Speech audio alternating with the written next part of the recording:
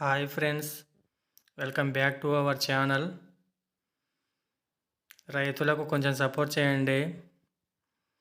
ఎవ్వరూ రైతులకి సపోర్ట్ చేయడం లేదు. అసలు జై జవాన్ జై కిసాన్ అనే సినిమాలలో చెప్పడం తప్ప బయట అయితే కనుక ఏం లేదు. రైతులకు ఎటువంటి సపోర్ట్ చేయడం అసలు లేదు. కాబట్టి రైతుల కష్టం మీకు ఈరోజు చెప్పాలని అనుకుంటున్నా.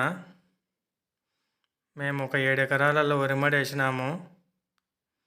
ఇవి వచ్చేసి నంద్యాల సోనా బియ్యం. పెట్టుబడి వచ్చేసి ఎకరాకి 35,000 దాకా వచ్చింది. వడ్లు చూచే రేట్ లేవు అసలు. 35,000 పెట్టుబడికి ఎకరాకి 28 మాత్రమే ఇచ్చినాయి.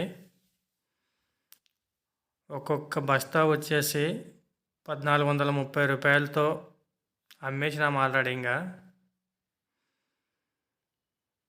టోటల్ 7 ఎకరాలకు వచ్చేసి 200 దాకా అయినాయి. పెట్టుబడి తీసేచ్చే ఎకరాకు వచ్చేసి 15,000 మిగిలింది.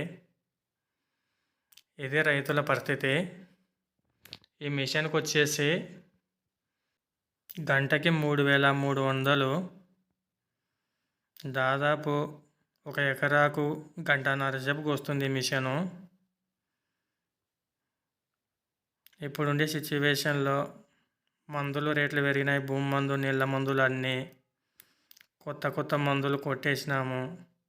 బాగా రేట్లు పెంచినారు. దీంట్లో రైతులు బాగుపడింది ఏం లేదు. కానీ వ్యాపారం చేసేవాళ్ళు తక్కువ రేట్లు వడ్లు కొనుక్కొని పోయి ఎక్కువ రేటుకు బియ్యం అమ్ముకుంటున్నారు. వాళ్ళదే బాగుంది. రైతులకి వీడియోలు చేసినా ఎవరు సపోర్ట్ చేయరు. కనీసం ఒక లైక్ కూడా కొట్టేంత ఇది కూడా లేదు.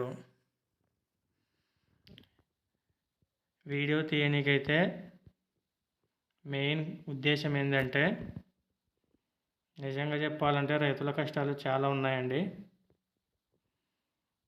ఒక ఎకరాల వరిమడి వండిస్తే దాంట్లో మిగిలేది పెట్టుబడి తీసేసి 10,000, 15,000 మిగులుతుంది సంవత్సరానికి.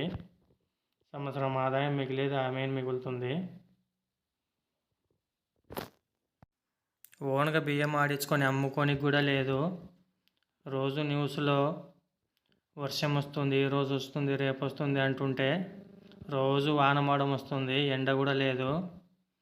ఏం చేయాలో తెలియని పరిస్థితి. దాని గురించి వడ్లే అమ్మేసుకోవాలని అనుకొని తప్పని పరిస్థితిలో అమ్ముకోవాల్సి వచ్చింది వడ్లని. లేకపోతే బియ్యం ఆడించుకొని అమ్ముకున్నాలే అనుకున్నాము. కాకపోతే రోజు వానమాడం వస్తూనే ఉంది. మా రైతులకి కొంచెం సపోర్ట్ చేయండి అబ్బా. అందరిలాగే మేము కూడా కష్టపడి వీడియోలు చేస్తున్నాము.